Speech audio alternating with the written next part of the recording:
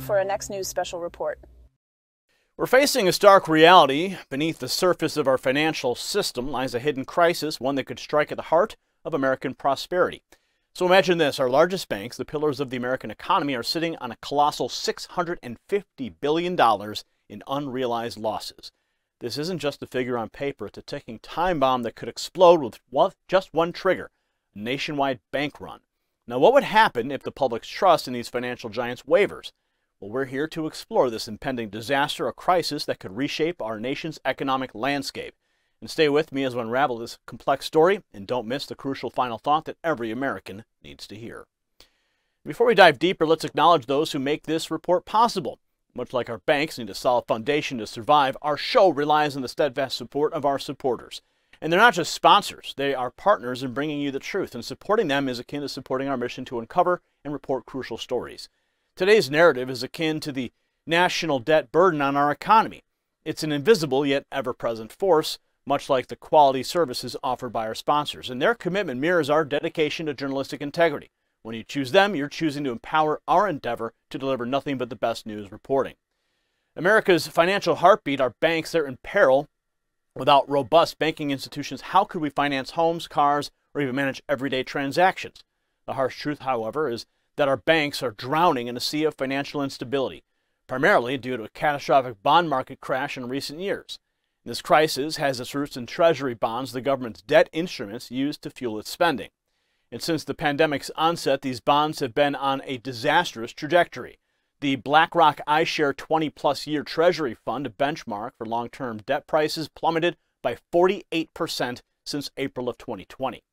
This plunge is not just a mere statistic. It's a reflection of a deeper melee affecting the very core of our financial institutions.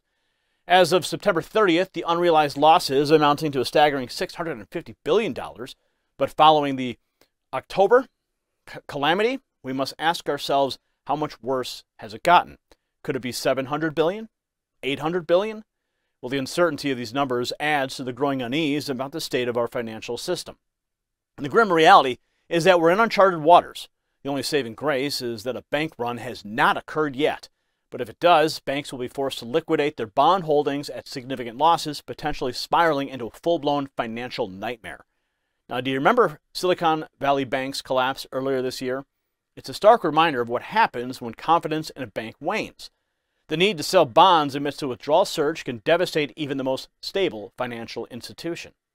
As long as public faith in banks holds, we might steer clear of immediate chaos. But let's not be fooled. Our largest banks are akin to a ticking time bomb, with the Bank of America disclosing a potential $130 billion deficit due to bond price crashes. Citigroup, JP Morgan Chase, Wells Fargo are all in similar straits, their balance sheets marred by tens of billions of dollars in unrealized losses. This year, we've already seen 6 bank failures, surpassing the total asset value of the 25 bank failures in 2008. Financial expert James Rickards warns of more to come, indicating a domino effect that can only be stopped by drastic government intervention. Meanwhile, the broader economy continues its downward spiral. Retail sector layoffs have skyrocketed by 258% compared to last year, marking a significant downturn in consumer confidence and spending power. And recently on CNBC, American businessman and investor Jeffrey Gundlach, he warned the American public that layoffs are coming. Watch.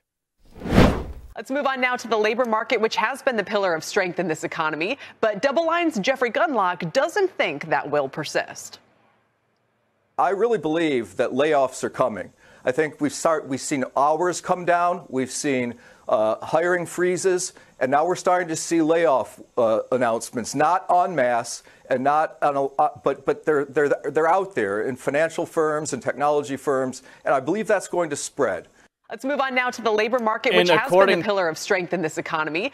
According to a bank rate survey, 50% of Americans feel their financial situation has worsened since the 2020 presidential election. Bidenomics, as it's being branded, is under scrutiny, with many Americans holding the administration responsible for their dwindling financial health. Our national situation is precarious. The debt-laden economy, coupled with a weakening currency and a looming financial crisis, spells an economic turmoil like we've never seen. A potential collapse awaiting us, a collapse that will make current hardships look like prosperity in retrospect. America is at a crossroads, with our financial system on the brink of an unprecedented crisis. This isn't just about numbers on a balance sheet. It's about the financial security and future of every American. We're facing a challenge that requires immediate action and attention, lest we fall into an economic abyss. If you got value from this report, tap subscribe. We're committed to bringing you the truth backed by facts and expert analysis, and your support helps us continue this mission. Now, in conclusion, this story is more than just a financial report. It's a wake-up call to every American. We're standing at the edge of an economic precipice where the decisions we make today will determine our nation's future. The unrealized losses in our banks, well, they're a symptom of a larger disease, a systemic failure rooted in mismanagement and short-sighted policies. As citizens of this republic, it's our duty to stay informed and hold our leaders accountable. This crisis isn't just about the banks, it's about the very fabric of our economy and the way of life. We must act with wisdom and prudence to safeguard our nation's financial stability. And the story of our banks is a story of America's resilience in the face of adversity. Let's ensure it's a story of triumph and not of tragedy. Congratulations, you made it to the end of the video.